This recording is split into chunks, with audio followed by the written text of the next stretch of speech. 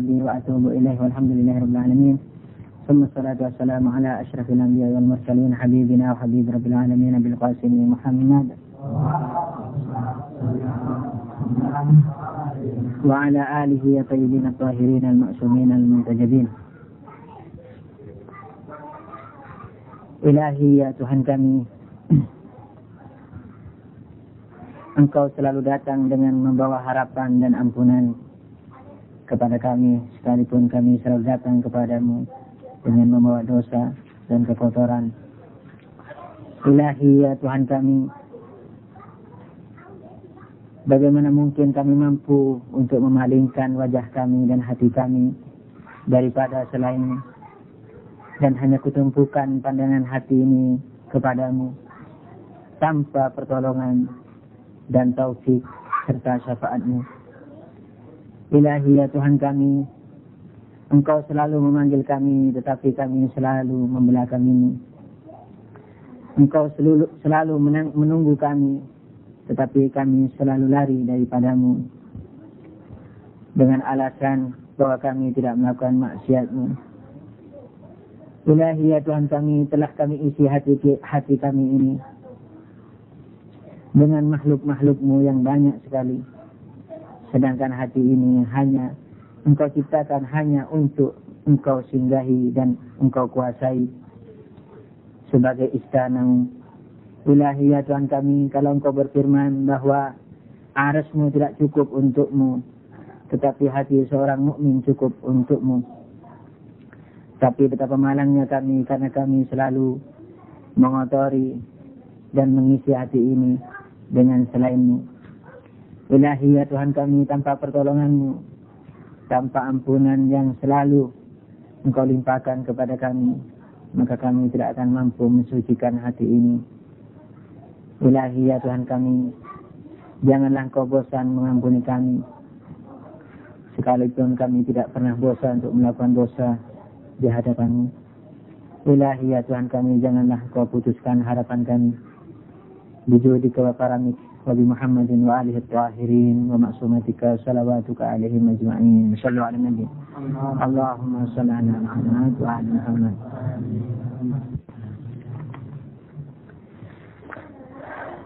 Sebenarnya yang kita mau bahas ini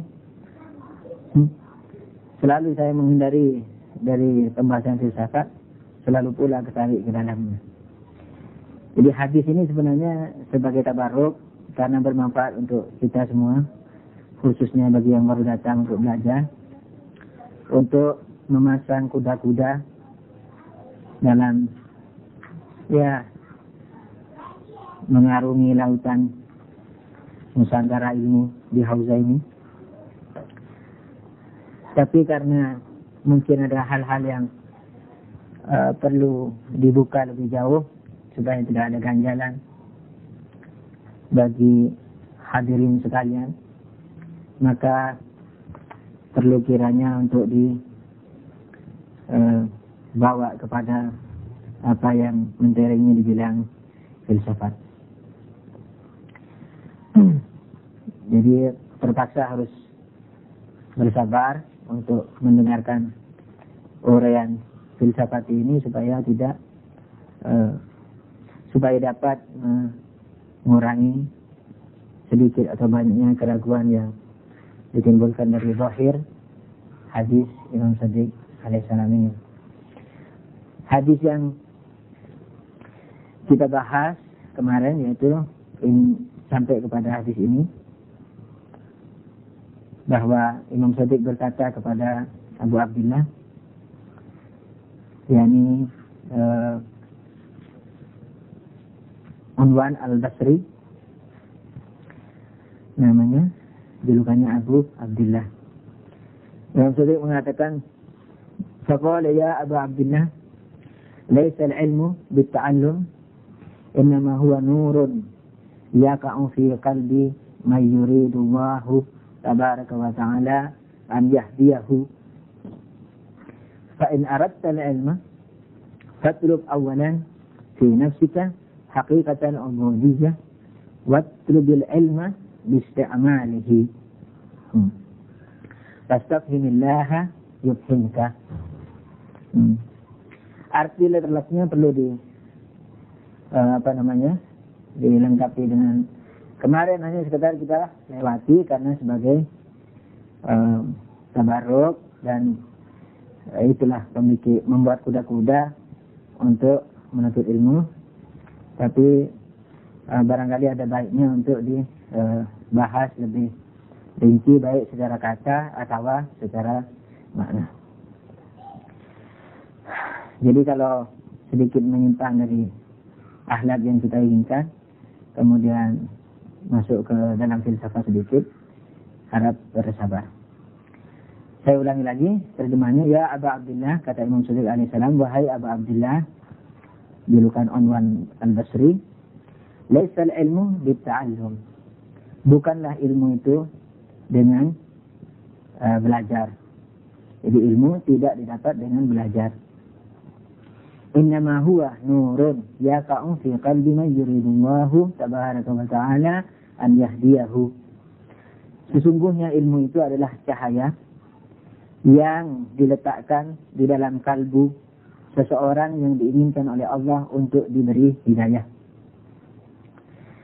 Fa in aradta al-ilma, kalau engkau ingin ilmu yang mana? yakni ilmu yang tidak dengan ta'allum, karena sudah sebelumnya sudah diingkari bahwa ilmu itu tidak dengan ta'allum, dengan belajar maksudnya. Fa in aradta al-ilma, kalau engkau ingin belajar, ingin ilmu yang tidak dengan belajar itu, yaitu yang nur itu, yang di dalam hati itu, fatlub awwalan fi nafsika haqiqatal ubudiyah, maka carilah pertama kali di dalam diri kamu rahasia atau hakikat ubudiyah, hakikat penghambaan, ketaatan kepada Allah. Taat dalam segala hal, bukan hanya sholat, puasa, itu ibadah khusus namanya, tapi ibadah secara mutlak, yakni umum, termasuk tidak maksiat, tidak melirik perempuan, tidak berkata dusta. Jadi bukan hanya puasa dan sholat.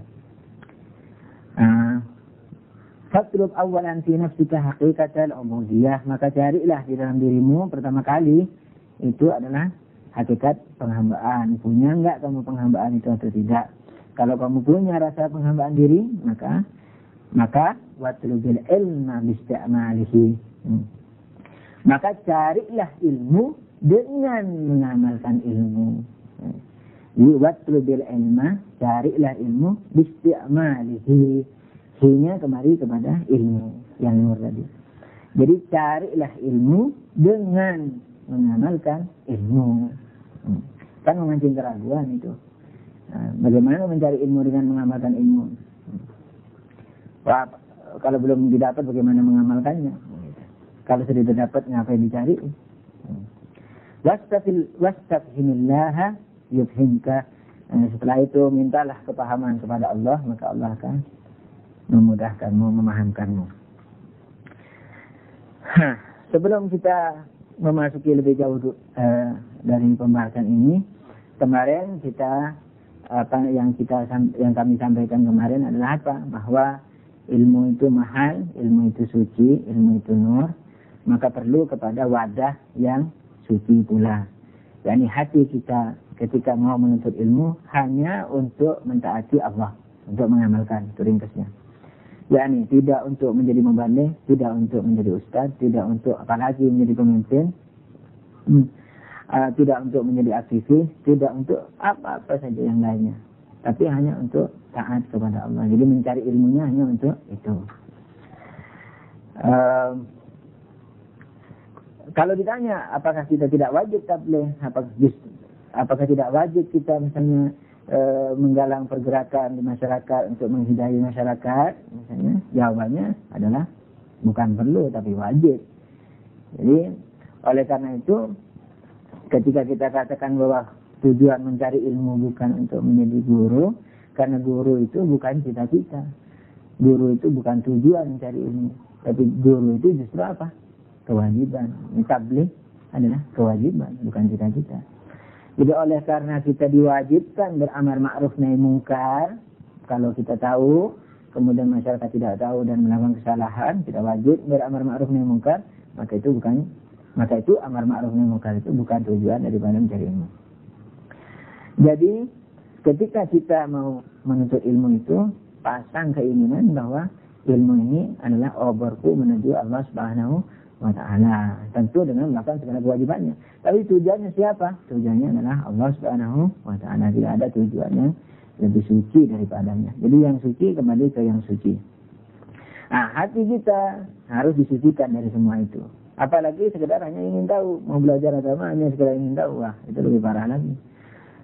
Nah, jadi niat kita, pikiran kita itu semua harus disucikan dari segalanya selain Allah Subhanahu wa Ta'ala. Sekarang al-ilmu bukan dengan belajar, tetapi ilmu adalah nur. Nah, coba kita belah-belah sedikit, kita bedah ini dengan gunting filsafat dan nanti dijahit lagi dengan jarum filsafat. Tapi ini ingatlah ya bahwa kalau ilmu dalam, kemarin juga sudah disinggung sedikit bahwa ilmu dalam istilahnya kalau dalam mantik atau dalam filsafat yang secara datar lah ya, dikatakan apa? Bahwa ilmu itu hudurus syai' fi dzihn, hadirnya suratus syai' fi dzihn, hadirnya hudurus syai'. Jadi dua-duanya bisa, karena yang satu untuk ilmu huduri, yang satu untuk ilmu husuli. Ilmu husuli yakni ilmu panca indera. Jadi yang kita dapat dari panca indera ini, kita sadar dengan panca indera kita, kemudian kita kirim ke otak, dari otak dikirim ke roh. Nah, ilmu semacam itu disebut ilmu hissi atau ilmu panca indera, atau disebut ilmu suri, ilmu ide, kalau bahasa Inggrisnya ide, atau ya idea lah, idea, bahasa Inggrisnya bukan ide, tidak ada ide bahasa Inggris, bahasa Indonesia ide, bahasa Inggris idea. Kok ada orang pintar bahasa Inggris, jangan salah-salah, jangan-jangan masih salah. Kok atau konsep, dalam bahasa Inggris juga bisa disebut konsep atau idea. Gambaran, kalau kepingin. Jadi apa yang ada dalam otak, gambaran ini bukan bentuk, apa saja seperti rasa pedas, tapi bukan pedesnya, kopiannya itu yang ada di benak kita, itu namanya gambarannya. Panas, cantik, molek, segitiga, segi empat. Jadi bukan hanya gambar ya, rasa, panas, kasar, halus, yang semua yang terekam dalam diri kita itu disebut ilmu gambaran. Dalam ilmu mantik dan filsafat itu sudah disebut ilmu. Ada ilmu yang lebih tinggi lagi daripada itu, yakni lebih tinggi bukan dari sisi derajatnya, tapi dari sisi kemaksumannya, dari sisi tidak salahnya. Itu disebut ilmu huduri. Ilmu huduri yakni ilmu Anda sudah lupa tuh kalau bahasa Inggrisnya. Ilmu nanti dicari.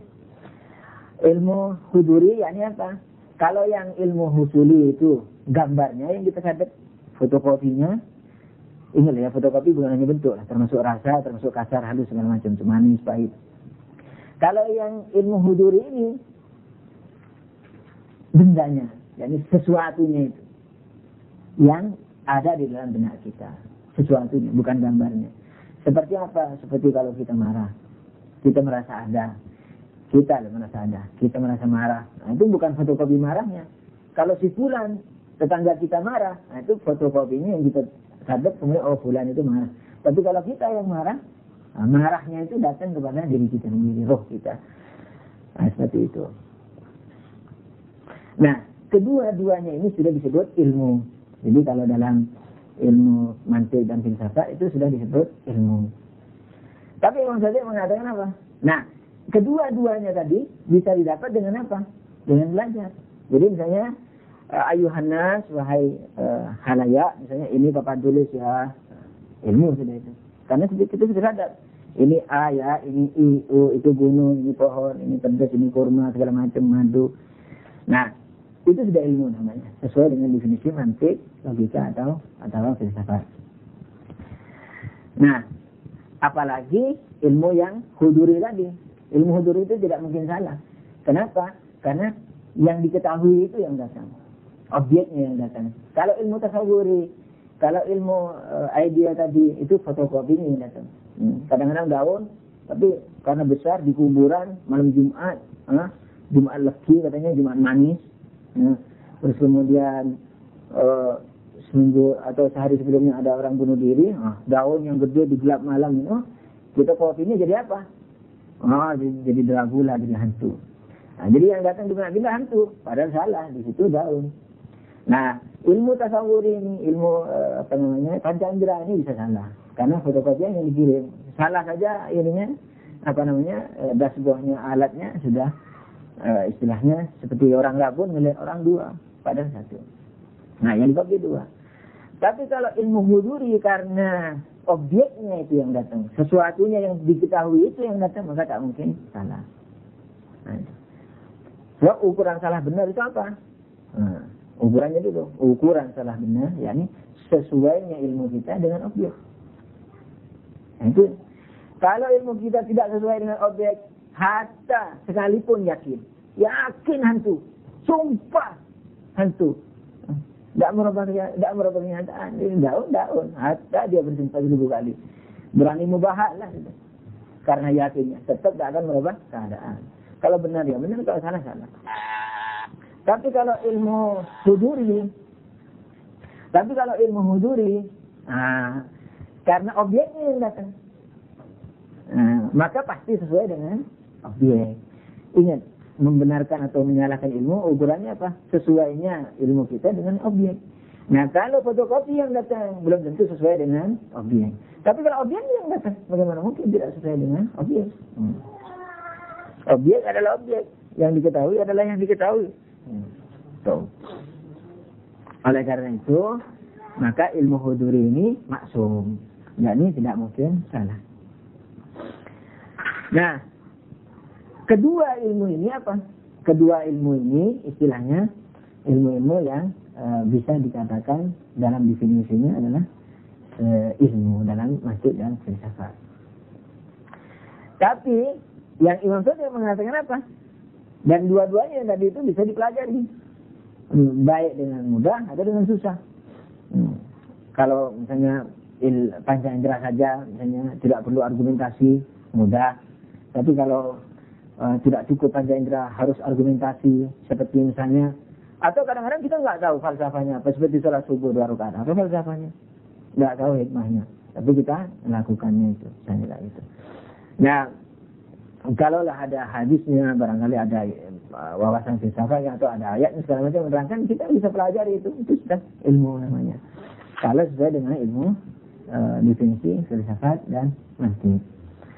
Nah, tapi istilah itu tidak tergantung hanya kepada filsafat dan mantik. Jadi misalnya kita mau mengatakan papan tulis ilmu, ya, kita bersepakat istilahnya kelompok pengajian non sektarian ini membuat kesepakatan sendiri, ilmu yakni papan tulis, enggak apa. Jadi kalau nanti misalnya Imam Syafi'i mengatakan ilmu itu bukan yang dipelajari itu, nah itu istilah sendiri, bukan terus mengatakan itu apakah bukan ilmu. Nah, makanya dikatakan utlubul ilmi minan mahdi lah, dituntutlah ilmu dari sejak ayunan sampai di ayunan mau diajar ilmu nurun yang tadi, enggak, papa, mama itu yang diajarkan. Nah, itu bukan ilmu nurun yang tadi itu yang dimasukkan hadis. Nah, ilmu yang didefinisikan Imam Syafi'i di sini istilah sendiri. Tidak dalam semua ilmu Nabi, tidak dalam semua istilah maksumin. Dalam istilah lain Imam Maksum menceritakan ilmu, ya, yang ilmu mantik filsafat itu banyak, misalnya segala macam. Misalnya seperti al-alim bila amal laisa bi'alim. Orang yang tahu tidak beramal tidak tahu. Nah, padahal tadi sudah diakui orang tahu. Nah, ketika orang tahu, kan berarti punya ilmu. Nah, tapi ketika dikatakan tidak beramal, tidak berilmu, apa maksudnya? Orang mempunyai ilmu, tidak beramal, dia tidak mempunyai ilmu. Padahal dari awal sudah diakui orang itu berilmu. Nah, jadi maksudnya di sini adalah ilmu yang sesungguhnya, ilmu yang membuat kita bermanfaat, yakni ilmu yang nurun tadi itu. Yakni apa? Dikatakan ilmu itu tidak dengan belajar, tidak dengan mengajar, tidak dengan segala macam itu. Tapi ilmu itu nurun. Yakni nurun bukan bahasa Jawa, turun. Nurun yakni cahaya. Cahaya yang diberikan Allah kepada yang dikehendaki. Kenapa yang dikehendaki? Kalau tidak dikehendaki bagaimana? Wah, ini bisa diarahin sampai setahun. Kalau orang lain, kalau mana ya 5 majelis mungkin selesai. Kalau orang lain bisa sampai setahun ini tiap malam nyarai hadis ini saja. Nyarai 2 kalimat ini. Harus bahas babul ikhtiar, jabr wal ikhtiar, segala macam. Kami katakan ini ilmu itu nurun, dihadiahkan kepada yang hinggap di hati seseorang yang Allah kehendaki untuk dihidayai. Dan sekarang kalau tidak dikehendaki, gimana? Lalu terus apa salahnya kok tidak dikehendaki yang tidak dikehendaki? Banyak pertanyaan. Kalau mana ini hadis? Tadi yang tabarruk saja, tidak apa-apa. Ya ini sudah bentuk tabarruknya. Sallu ala Nabi. Allahumma shalli ala Muhammad wa ala Muhammad. Kok? Nah, ilmu yang dimaksudkan Imam Syafi'i di sini apa? Ilmu yang sesungguhnya, ilmu yang mufid, ilmu yang bisa kebawa mati. Bukan ilmu-ilmuan. Seperti misalnya ilmu ini racun diminum, itu bukan ilmu-ilmuan itu namanya. Tidak kebawa mati, tidak sampai kebawa ke akhirat. Jadi yang dimaksudkan oleh Imam Syafi'i di sini yakni ilmu yang kebawa ke akhirat. Yakni apa? Yakni dikatakan nurun, cahaya yang dilimpahkan oleh Allah kepada hati seorang hamba yang dikehendaki untuk diberi hidayah. Nah, sebelum jauh-jauh, mari kita kemana-mana dulu menafsirkan nur ini di sini.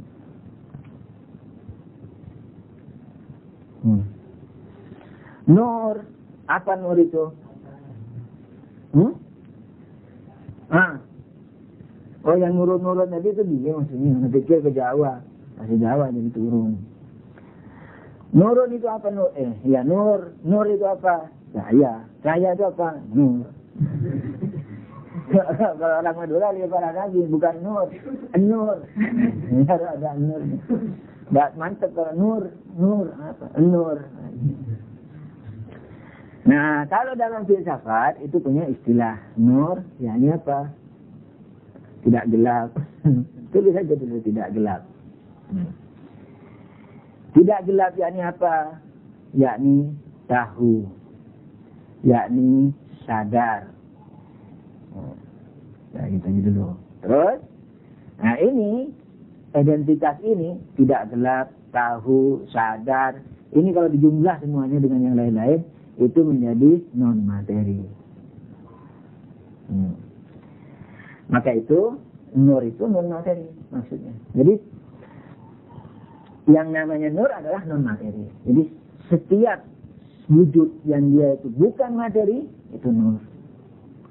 Jadi bukan nur ini, bukan nur sebelah rumah itu, dan segala macam. Nur yakni wujud non-materi. Jadi kita jelasin apa non-materi ini, kenapa dibilang nur.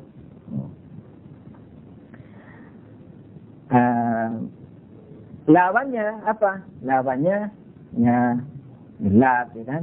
Gelap, tidak sadar, tidak tahu. Tidak tahu. Ini dijumlah menjadi materi. Alasannya apa kok gelap, tidak sadar, tidak tahu itu materi? Kalau materi, apa definisi materi? Materi definisinya sesuatu yang memiliki 3 dimensi. Yang memiliki yakni maksudnya bisa memiliki 3 dimensi atau bisa di 3 dimensikan. 3 dimensi itu apa? Panjang, lebar, dan tebal. Jadi tidak harus segi 4 ya. Maksudnya tidak harus bentuk balok segala macam, bulat segala macam boleh.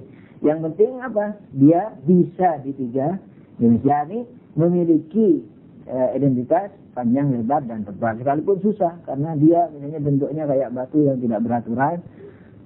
Tapi walhasil dia memiliki panjang, lebar, dan tebal.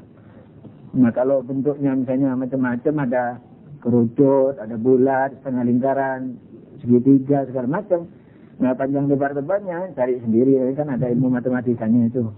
Yang setengah lingkaran cari berapa, yang segitiga, ya diakali dulu. Kalau ingin mudah, gimana caranya? Nah, mau panjang lebar tebal kok mau ditimbang. Gimana caranya? Ya ambil tempat air yang segi 4. Isi air. Terus kasih ukuran sentian, masukkan batunya. Nah, mana yang air yang keluar, kemudian diangkat lagi batunya. Nah, berapa senti yang kosong, ya sudah itu panjang lebar dan tebal batunya.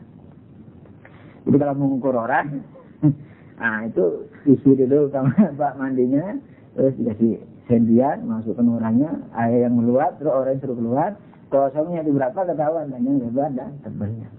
So, walhasil bisa, ya sudah, pokoknya materi itu berbentuk sesuatu benda, sudah gitu.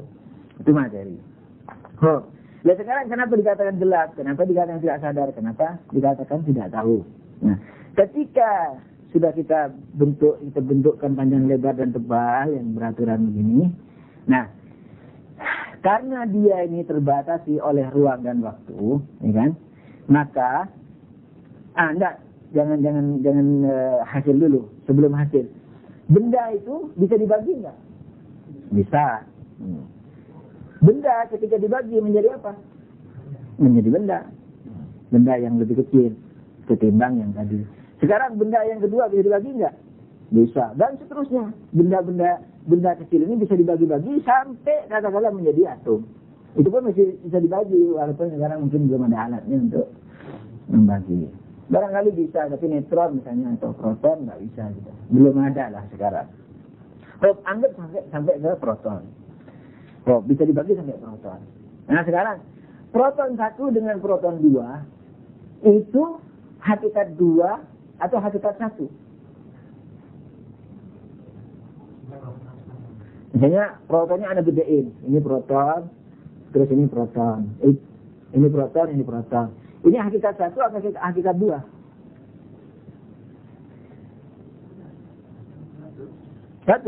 Satunya mana? Nah, maksudnya ini 2 hal atau 1 hal? 2 wujud atau 1 wujud? Nah, 2 wujud. 2 dibagi. Jadi, sekalipun dalam benda ini kita lihat satu kesatuan, papan tulis ini, tapi sebenarnya dia apa? Nah, atom-atom yang bertetangga saja. Ini tidak bergulat menjadi satu. Atom 1 sama atom 2 di sini. Atom 1 ya ini, atom 2 ini. Enggak, atom 1 dengan atom 2 lain tempatnya. Malah ini udara kosong. Makanya sampai dikatakan apa? Sampai dikatakan alam ini kalau dibuang udaranya itu keadaannya hanya sebesar kemiri misalnya. Tapi anu belum berjaya itu. Hah? Tidak paham. Iya. Jadi istilahnya kalau atomnya itu saja, ini atomnya itu saja diambil bendanya. Jaraknya ini dibuang, jadi alam yang besar ini hanya sebesar ini sebesar bola atau sebesar apa. Tapi anak masa sebut gitu ya. Jadi lebih banyak udaranya gitu lah. Apa anak salah paham atau bagaimana? Udara itu apa di sini? Udara itu benda, tapi maksudnya yakni H2O kan gitu. Jadi sekarang udara itu istilahnya bukan hanya H2O, yang penting rongga kosong. Rongga kosong itu bisa misalnya tidak ada H2O-nya seperti hampa itu kan tidak ada H2O-nya itu. Sekalipun itu juga udara, ada atom lainnya juga. Kenapa lihat cari sendiri nyelam sudah di situ lah. Walhasil berjarak. Maksud ana intinya apa? Bahwa atom satu dengan atom lain itu tidak satu, berjarak, maksudnya habis. Sallu ala Nabi. Allahumma shalli ala Muhammad wa ali Muhammad. Nah, karena dia ini satu, karena 2 atom itu adalah 2 atom dan bertetangga, ya, dan karena dia ini istilahnya suatu benda, maka kesimpulannya apa? Kesimpulannya bahwa atom 1 tidak akan pernah menyadari atom 2. Karena kesadaran itu hadirnya sesuatu. Baik sesuatu itu gambarnya seperti tadi. Ilmunya itu gambarnya atau sesuatunya. Baik gambarnya atom 2 datang ke atom 1 atau atom 2 datang ke atom 1. Dan dua-duanya mustahil. Gambar atom 2 tidak mungkin datang ke atom 1. Karena tidak ada alatnya untuk menerima itu. Panca inderanya tidak ada dan segala macam. Atom 2-nya juga tidak mungkin atom 1. Hadir dalam atom 1 karena dia kita jelaskan tadi dia tempatnya itu lainnya. So, oleh karena itu kesimpulannya maka benda itu. Nah, jadi kalau di filsafat tidak dikatakan gini, cukup isyarat. Di kutub filsafat dikatakan apa? bahwa benda yang mempunyai 3 dimensi itu sisi-sisinya tidak menyadari sisi lainnya. Jadi sisi yang depan ini tidak menyadari sisi belakang, sisi atas ya bidang depan bukan sisi ya. Bidang depan tidak menyadari bidang belakang, bidang atas tidak menyadari bidang depan belakang. Begitu juga bidang samping sana kanan kiri itu atau bidang bawah. Jadi masing-masing tidak saling menyadari. Sebab kesadaran itu apa? Hadir, hudur, datang. Kesadaran datang. Sebagaimana tadi ilmu, datangnya fotokopiannya atau datangnya sesuatunya. Datangnya fotokopi objek atau datangnya objek. Jadi ilmu itu datang. Kedatangan, baik datang fotokopinya atau datang bendanya, sesuatunya seperti emosi yang nanti kita rasakan. Kok? Ini tidak ada datang. Sisi depan tidak, bidang depan tidak datang di bidang belakang, begitu juga sebaliknya, begitu juga dengan bidang atas. Jadi tidak ada yang hadir satu sama lain. Oleh karena itu, benda yang satu ini tidak menyadari tentang dirinya. Baik sisi-sisinya tidak menyadari sisi yang lain, atau atom-atomnya tidak menyadari atom yang lain. Nah, oleh karena itu dikatakan apa? Di samping dia dikatakan tidak menyadari, nah, dia juga tidak tahu, dia juga dikatakan gelap. Karena gelap lawan daripada istilahnya pengetahuan, kita tahu nur itu gelap. Maka dia juga dalam satu istilah benda itu dikatakan tafriqah. Jadi benda itu dikatakan pecah belah. Jadi benda itu adalah apa? Bercerai, cerai-berai. Benda itu adalah cerai-berai. Sedangkan ilmu itu satu. Ilmu itu hadir. Ilmu itu satunya objek dengan atau gambarnya objek dengan yang memiliki ilmu. Jadi ilmu adalah satunya objek atau fotokopi objek di sisi apa? Menyatunya objek atau fotokopi objek di yang tahu. Di yang alim itu yang tahu. Kok. Tapi kalau ini, itu jadi kalau ilmu kesatuan atau penyatuan, kalau benda itu dikatakan tafriqah, parokande atau cerai-berai, gelap. Nah, oleh karena itu gelap, tidak sadar, tidak tahu. Ini kalau nanti sebenarnya bisa, kayak ini kan mukadimah, ini senjata ini ampuh untuk membahas segala macam rahasia, tauhid, ma'ad, hari akhir. Dimana tidak mau bahas ke sana, karena ini hanya sekedar supaya sedikit mengurai apa yang dikatakan nur dalam peristilahan keilmuan. Kok? Shallallahu ala Nabi. Allahumma shalli ala Muhammad wa ali Muhammad. Nah, sesuai dengan penjelasan ini, maka ilmu baik hadirnya fotokopi objek atau hadirnya objek kepada yang tahu itu disebut ilmu dan nur. Itu nur. Nah, tapi karena nur ilmu ini adalah ringkasannya adalah globalnya adalah non materi. Oleh karena ilmu itu non materi, maka setiap yang non materi itu juga disebut ilmu. Seperti apa? Misalnya malaikat non materi. Karena dia non materi, berarti dia sadar kepada dirinya. Non materi tidak dibatasi oleh panjang, lebar dan tebal, maka dia sadar.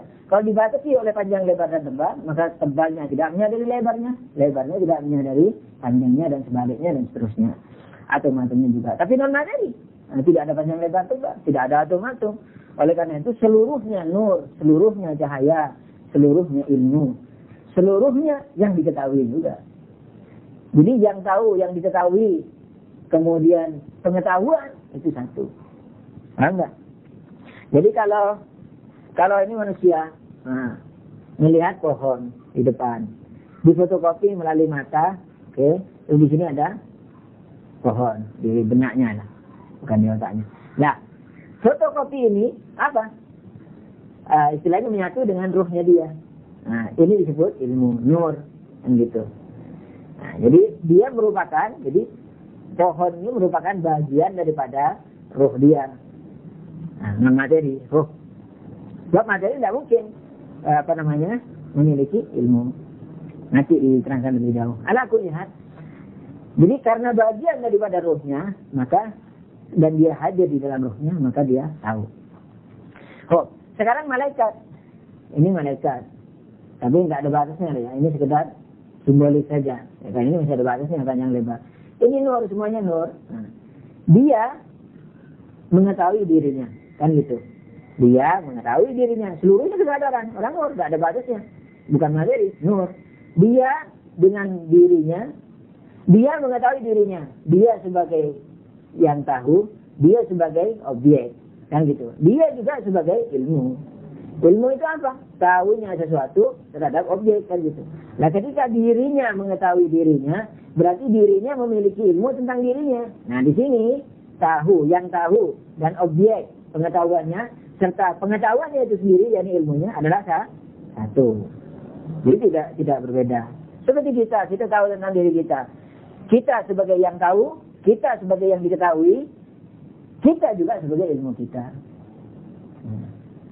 Oleh karena itu dikatakan bahwa ilmu itu, jadi kalau ini namanya istilahnya yang masyhur adalah munasadrah, dikatakan apa? Yang tahu dan yang diketahui dan pengetahuannya itu adalah hakikat yang satu. Rahasianya apa? Karena non materi ilmu itu masuk ke dalam jiwa kita yang non materi. Nah, oleh karena itu maka yang tahu dan yang diketahui dan pengetahuan itu sendiri adalah satu. Misalnya ini roh kita Anda gambarkan bulat, bukan bulat ya, roh itu non materi. Kok datang di dalamnya gambaran pohon. Nah, ketika gambaran pohon ini datang di dalam non-materi ini, maka yang tahu dengan yang diketahui, dengan pengetahuannya, itu adalah satu. Karena ini di dalam dirinya, bukan di luar dirinya. Satu. Yang kedua, dalam dan luar yang dimaksud di sini, bukan dalam dan luar ruangan. Kalau dalam dan ruangan, mungkin masih bertanya, ini kan di bagianku. Tidak di seluruhnya aku. Nggak ada bagian dan seluruhan. Ini adalah di dalam dirinya, Bu. Ini gambaran ini sekedar memudahkan. Wala ada gambar seperti ini istilahnya. Karena sebab kalau gambar masih ada panjang, lebar dan tebal. Sekalipun dikit gambar di bantu. Kok. Oleh karena itu ilmu, pemilik ilmu, objek ilmu dan ilmu itu satu. Ini yang dikenal dengan ittihadul alimi bil ma'lum. Satunya yang tahu dan yang diketahui dan objeknya. Ini sudah disebut nur segala macam. Nah, sekarang hubungannya dengan hadis kita. Kenapa oleh aimah dinafikan ini sebagai nur? Sebelum kita, kalau dihapus bisa kebayang nggak nih? Satu ini ilmu hadis ini. Sallu ala Nabi. Allahumma salli ala Muhammad wa ala Muhammad. Dakik ya. Aduh, belum apa-apa sudah jam berapa? Kok sekarang ilmu tadi, masih ilmu filsafat ini. Ini dari mana datangnya? Ini kan kita di sini, melihat pohon di sini. Disadap, rohnya anggap di kepalanya sini, ya. Anggap di sini, terus ada gambaran di sini, itu ilmu. Ingatlah ya, ini bukan gambar pohon seperti ini. Kok, Anda tuh lihat. Ada gambarannya. Ilmu itu bertingkat-tingkat, nanti kita ceritakan lagi. Jadi ada gambarannya tapi nggak ada bendanya di sini. Panjang lebarnya dalam artian berbentuk benda nggak ada. Model ada, panjang lebar kita tentukan sendiri 1 cm bisa. Kok ini datanya dari mana? Misalnya kita ini ada orang lagi buka kitab belajar, ya kan? Ngaji, ini si ngaji, terus banyak ilmu di sini. Atau matematik, filsafat dan segala macam. Kan gitu, tergambar di sini. Ini masih filsafat ya, romantik. Nah, ini ilmu-ilmu ini datang dari mana? Nah, atau di sini tidak cukup ini baca kitab. Di sini ada orang diskusi, ngobrol sana ngobrol sini, patahkan dalil, punya ilmu. Nah, ilmunya ini dari mana? Dari Tuhan. Dari Tuhan. Tetapi tidak langsung dari kepanjangan tangan Tuhan. Kalau dalam ilmu filsafat, karena ilmu filsafat itu kan menceritakan bahwa ini alam materi misalnya ya. Ini alam materi, entah sampai kemana ini, cari sendiri nanti terbang sana. Alam materi ini batasannya sampai kemana, sehingga kalau tidak tahu sebelah mana itu. Terus lapisan kedua itu disebut alam barzah atau alam nisan atau alam idea juga, tidak apa. Tapi dalam istilah filsafat jangan ditarik kamus biasa. Jadi kalau mau ini ingin melengkapi bahasa Inggrisnya, belilah kamus yang pernah memiliki itu ada di Indonesia, Webster. Ini juga itu dia, alam barzah ini. Terus di atasnya ini disebut alam akal, alam intelektual, intelligent, bahasa Inggrisnya juga. Terus di sini alam Tuhan sudah, bukan alam ya, ketuhanan. Tapi bukan batas loh ya, ini lingkaran ini sekedar memudahkan orang non materi kok ini. Yang materi hanya di bawah, yang di tengah ini. Di luar ini sudah non materi, jadi tidak ada lingkaran-lingkaran. Ini batas derajat saja. Sekarang apa materi definisinya? Materi yang memiliki panjang, lebar, dan tebal. Non materi apa? Memiliki sifat materi, tapi tidak memiliki apa? Tidak memiliki bendanya. Kebendaannya tidak ada. Jadi yang barzakhi ini, jadi misalnya di sini hanya ada gambar gunung. Kayak kita kalau melihat orang dalam mimpi, ngelihat api dalam mimpi, gunung dalam mimpi, ikan dalam mimpi. Itu disebut barzakh. Sekarang ini pun kalau kita bayangkan gunung, itu barzakh namanya. Sama dengan ini barzakh. Nah, di atasnya ini akal. Akal ini apa? Yakni tidak berbentuk, tidak bersifat materi, dan tidak pula apa? Berbenda, tidak benda. Jadi tidak bersifat materi dan tidak benda. Jadi di sini adalah hakikat saja. Tidak ada bentuk-bentuk. Terus Tuhan yang suci. Jadi apa? Allah pertama kali tidak bisa menciptakan materi langsung. Kenapa? Karena dalam kaidah itu antara sebab dan akibat harus mempunyai kemiripan. Jadi kalau kita haus, jangan cari pasir diminum. Nggak mirip itu. Cari api dimakan, nggak mirip. Dia cari air. Jadi yang dingin dengan dingin segala macam. Haus, panas, cari dingin supaya mau dingin tenggorokannya, cari yang dingin. Mau menghangatkan badan musim dingin, jangan nyemplung ke sungai, cari api. Segala macam. Jadi antara panasnya badan kita atau hilangnya dahaga kita itu dengan penyebabnya harus mempunyai kemiripan. Nah, Tuhan yang satu, yang esa, tidak berdimensi, tidak panjang lebar, tidak bentuk juga, segala macam, tidak terbatas, tidak mungkin menciptakan materi yang penuh dengan keterikatan. Spidol ini aja berapa triliun atom. Jadi, kalau ada 2 triliun atom, ya 2 triliun keterikatan minimal. Belum lagi panjang lebar pada masing-masing atomnya itu. Belum lagi warna, belum lagi berat, belum lagi segala macam. Nah, oleh karena itu tidak ada kemiripannya. Nah, kalau dipaksain, misalnya warna saja kalau diberi Tuhan, panjang lebar dan tebal saja. Nah, sisi panjangnya tidak mungkin keluar. Jadi kalau Allah menciptakan panjang, menciptakan lebar, menciptakan tebal, maka di dalam diri Tuhan akan terdapat dimensi. Sebab apa? Setiap sebab harus mempunyai kemiripan dengan akibatnya. Jadi kalau Allah, Tuhan, ini mau menciptakan tebal, panjang, dan lebar, jadi titik mula panjang dan titik mula tebal serta titik mula lebar, jadi penyebab daripada lebar ini Tuhan. Tapi tidak mungkin kekuatan Tuhan yang menciptakan lebar ini, kekuatan itu juga menciptakan tebal. Tidak mungkin. Kenapa? Karena kita tadi mempunyai konsep apa? Bahwa antara sebab dan akibat harus memiliki kemiripan. Kekuatan Tuhan yang mencipta api, tidak mungkin kekuatan itu pula yang mencipta air. Harus kekuatan yang lain. Nah, gitu.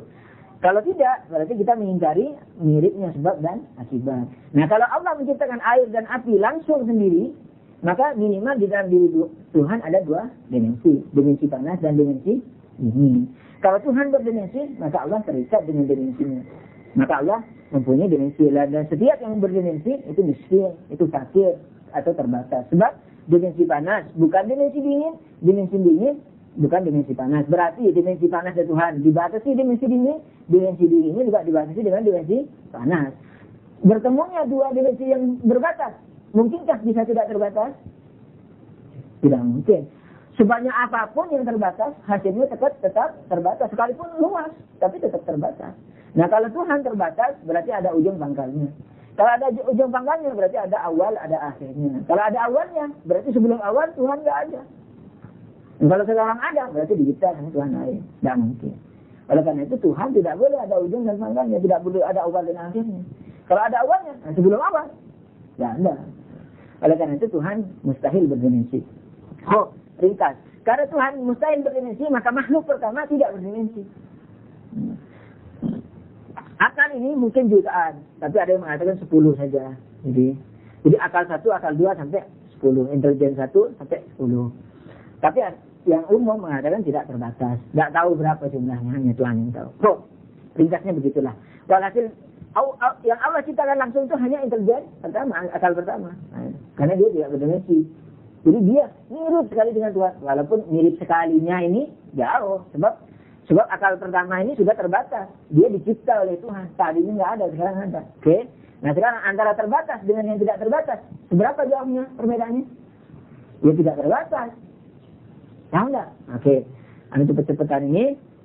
Nah, makhluk awal ini mencipta makhluk kedua dengan izin Tuhan. Makhluk kedua begitu juga mencipta makhluk ketiga sampai dimensinya semakin banyak. Sampai dimensi itu menjadi barzah ini, menjadi bentuk. Tapi belum ada benda. Nah, sampai menjadi bentuk. Kayak kita lihat dalam mimpi itu. Baru alam barzah inilah yang mencipta alam materi dengan izin Tuhan. Ini semuanya dengan izin dan perintah Tuhan. Yang disebut malaikat, penyebut nyawa, pemberi rezeki. Ini kan bukan Tuhan langsung. Jadi malaikatnya kalau dalam istilah agama. Jadi kalau dalam istilah agama akan disebut malaikat yang dekat. Kalau istilahnya barzah ini malaikat jauh. Ini malaikat yang mengatur bumi, hujan, segala macam itu. Kok baru mencipta materi. Kok kesini? Oke, betul. Sekarang ilmu kita dari mana? Nah, kalau dari diri kita yang tak punya tak mungkin memberi. Kalau dari objek materi tak mungkin memberi efek kepada yang non materi. Sebab materi lebih lemah dari non materi. Oleh karena itu dari Tuhan. Dari Tuhan mana maksudnya? Dari alam barzah ini yang terdekat ini. Ting. Nah, jadi ketika kita membaca buku terus paham, kita ngantuk paham. Itu sebenarnya ketika baca buku itu kita belum mendapatkan ilmu. Kita hanya menyiapkan lahan untuk diilhami oleh yang sekalipun ilmu itu mudah. 1 tambah 1 2. Itu tak mungkin diri kita. Ya apa? 1, kata-kata 1 ditambah kata-kata 1 menjadi kata-kata 2, itu tidak mungkin memberi efek kepada materi. Ini kata-kata apa? Lemahnya materi kata-kata. Kan gitu. Kata-kata jagung dengan jagung mana lebih kuat? Jagungnya lebih kuat karena dia bisa memberi efek banyak, mengenyangkan kita segala macam. Kata-kata jagung hanya di telinga misalnya. Nah sekarang jagung aja tidak bisa mengefeki kita, roh kita, apalagi kata-kata jagung. 1 tambah 1 2. Nah, jadi sekalipun ilmu mudah itu tidak datang dari kita belajar, tidak datang dari kita diskusi, tidak datang kita dari berpikir. Karena kalau kita berpikir mengajar diri kita, sementara yang namanya memberi. Nah oleh karena itu ilmu itu selalu datang dari mana? Hatta mudah sekali mudah datang dari Allah, yakni datang dari malaikatnya yang mengatur, yang telah mengatur, yang disuruh Allah mengatur itu. Ya ini dari alam barzah. Alam barzah dari mana? Ya dari akal 10. Akal 10 dari mana? Dari akal 9. Akal 9 dan seterusnya sampai dari akal 1 dari Tuhan. Kok? Jadi, sekarang sudah mau mendekati kepada hadisnya Imam Sadiq. Nah, kalau Imam Sadiq mengatakan ilmu itu tidak didapat dari belajar. Ilmu itu dari Allah. Disampaikan ke hati orang yang Allah kehendaki untuk dihidayai. Nah, itu. Jadi kalau demikian, maka ilmu, karena ilmu itu selalu dari atas, maka selalu dari Allah.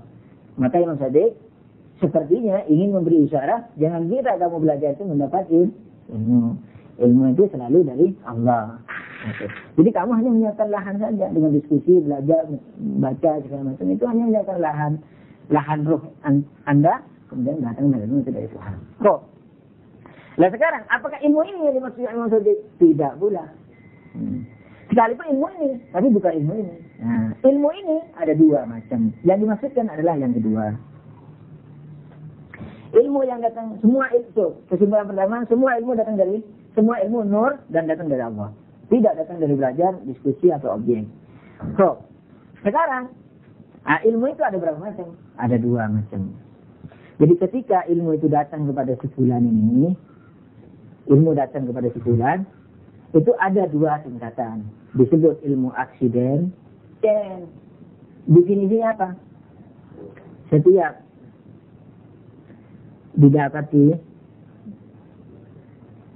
terdapat dalam objek. Lawannya apa? Substansi. Lawannya substansi, yakni apa? Jauhar. Yakni apa? Setiap didapati, tidak didapat dalam objek. Nah, seperti apa? Seperti putih. Putih kapan? Bisakah putih tanpa papan itu ada? Nah, mungkin. Anda jawab sendiri. Bisakah manis tanpa gula ada? Nah, mungkin. Bisakah cantik tanpa perempuan, tanpa laki ganteng? Nah, mungkin. Bisakah tinggi tanpa gunung bangunnya? Tingginya gunung ya? Bisa, tingginya langit. Nah, maksudnya gunung, tingginya gunung. Tanpa gunung nggak mungkin. Melayang-layang tinggi. Gimana? Melayang-layang di udara manis, melayang-layang nggak mungkin. Kok? Itu namanya aksiden. Kalau substansi, gunungnya itu, gulanya itu, kurmanya itu, dan segala macam. Kok?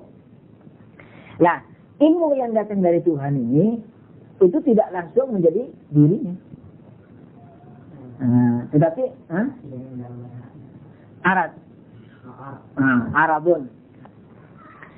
Ini bahasa Indonesia loh ya, yang tengah ini. Yang Inggris yang ini yang anda bisa ini. Aksiden lupa. Kok? Bahasa Arabnya Arad. Kalau ini bahasa Arabnya apa? Jauhar. Jauhar bukan tinta. Karena tinta juga jauhar. Oh, ya itu tadi. Kalau ketemu di luar, tidak didapati dalam objek. Kok? Ilmu yang datang dari Tuhan ini, itu tidak langsung menjadi substansi diri kita. Enggak. Masih berupa sifat. Masih berupa aksiden. Yakni apa? Bisa lupa, bisa enggak. Yakni bisa hilang dari diri kita. Nah, ketika ilmu itu bisa hilang dari diri kita, itu masih belum berbentuk substansi. Nah, ketika belum berbentuk substansi, itu bisa lepas, bisa lupa, atau ketika mati hilang. Lupa saja, tidur aja sudah hilang ilmu substansi. Tapi kalau sudah menjadi aksiden, kemana-mana kamu pergi, kamu tidur pun, kamu tetap membawa ilmu. Kamu mati pun, kamu tetap membawa. Sebab sudah menjadi substansi kamu. Malakah kalau dalam istilah akhlak. Malakah kalau dalam istilah akhlak. Filsafat juga yang dipakai. Cuma umumnya kalau dalam akhlak dipakainya istilah malakah itu. Nah, kalau sudah malakah, itu menjadi substansi kita. Itu yang ke bawah. Nah, maksudnya yang mana ilmunya? Yang aksiden atau yang substansi? Yang substansi. Nah, sekarang bagaimana mensubstansikan ilmu? Diapain? Diamalkan. Nah, itu dia. Diamalkan ilmu itu. Jadi kalau Imam Shadiq mengatakan apa? Ilmu tidak bisa dapat dipelajari tidak dengan belajar. Nah, berarti awalan. Karena ilmu itu memang dari sono awalnya. Jadi menyadarkan kita, kamu jangan mengira tanpa Allah kamu bisa mandiri, bisa alim, pintar segala macam. Yang kedua, ilmu itu yang bermanfaat adalah yang kamu bisa amati, yaitu yang diamalkan. Oleh karena itu Imam Shadiq mengatakan di sini apa? Ilmu itu tidak dengan belajar, tapi ilmu itu adalah cahaya yang diberikan Tuhan kepada Allah. Diberikan oleh Allah kepada hamba yang dikehendaki. Kemudian, kalau kamu ingin ilmu yang seperti itu, maka carilah dalam dirimu hakikat penghambaan. Jadi, dapatkan dahulu hakikat penghambaan itu. Nah, sehingga fatlubil ilma biisti'malil ilmi. Maka carilah ilmu dengan menggunakan ilmu. Nah, itu. Jadi istilahnya ketika kita ini ilmu itu awalan apa? Nur dari Tuhannya gitu. Jadi semangat ubudiyah, ilham ingin taat kepada Tuhan itu semuanya dari Allah. Tidak mungkin dari guru. Guru ngomong. Nah, itu materi omongan lebih rendah lagi dari materi yang umum. Atau dari mana saja dari Tuhan. Jadi hatta semangat ubudiyahnya itu sudah merupakan ilmu yang harus dijelmakan dalam diri. Nah kemudian dengan berbekal semangat ubudiyah ini, yakni mentaati. Ubudiyah bukan sholat puasa ya, taat dalam keseluruhan. Nah ketika semangat ini sudah menjelma dalam diri, nah kita ini siap, sudah ruh ini siap untuk menerima ilmu yang akan diamalkan. Makanya beliau mengatakan carilah ilmu yang tadi dari atas ini dengan ilmu, dengan mengamalkan ilmunya itu. Yakni carilah ilmu dengan mengamalkan ilmu. Yakni apa? Awalan kita ilmunya apa tadi? Ilmu penghambaan. Sebab Imam Shadiq mengatakan carilah hakikat ubudiyah. Carilah hakikat ubudiyah. Hakikat ubudiyah ketika dicari, mau dicari di gang-gang, ya, di dalam diri kita. Sementara ketika kita tahu dalam diri kita, itu adalah nur. Karena diri kita adalah apa? Non materi. Jadi ilmu pertama ini sudah. Nah, ketika ilmu pertama ini kita dapatkan, ini hakikat ubudiyah, maka mencari ilmu-ilmu yang lain dengan apa? Dengan ilmu yang kita dapatkan ini. Begitu kita dapatkan, kan kita sudah dapat ilmu satu ini, yang semangat ubudiyah ini, dapat ilmu dua. Nah, ilmu dua ini datang dari sana, kan tidak dari belajar ini. Terus diamalkan, akan dapat ilmu yang nomor tiga. Makanya Allah berfirman, inja'adu fina, walladzina jahadu fina lanah diannahum subulana. Nah, siap orang yang berjihad di jalan kami, maka kami akan memberi hidayah tentang hidayah kami yang lain, jalan-jalan yang lain. Jadi kalau ngamalkan ilmu satu, akan dapat ilmu dua akan dapat ilmu tiga, dan seterusnya begitu. Ini yang ilmu itu, yang berharga, yang akan kebawa mati. Kenapa? Karena dengan semangat yang tadi, semangat yang pertama ini, apa? Pengamalan. Jadi supaya dijadikan jauhar. Makanya kalau dalam istilahnya, kalau dalam filsafat itu, ketika kita misalnya, ini haram. Nah, ini haram kan terbenak sudah di dalam diri kita. Oh, kita amalkan, kita jauhi ini. Jauhi sekali, jauhi dua kali, jauhi tiga kali, jauhi empat kali. Sampai mustahil kita melakukan ini. Nah, itu sudah menjadi jauhar, menjadi substansi kita. Ini akan kebawa mati nanti. Tapi kalau hanya tahu ini haram, tahu secara filsafat, ilmunya turun dari atas juga, tidak ada apa, mas. Tapi tidak diamalkan. Nah, itu tidak akan menjadi hakikat dirinya, itu tidak akan kebawa mati. Makanya Imam Ali mengatakan, yang tahu tapi tidak beramal, dia sebenarnya tidak tahu. Sebenarnya, bahkan dia juga tahu, tapi dengan ilmu yang aksiden, bukan ilmu substansi. Yang kedua, maka itu ayat mengatakan diantaranya apa? Yas'adu ilaihi al-kalimut tayyib. Alhamdulillah. Sallallahu alaihi wa sallam. Allahumma salli ala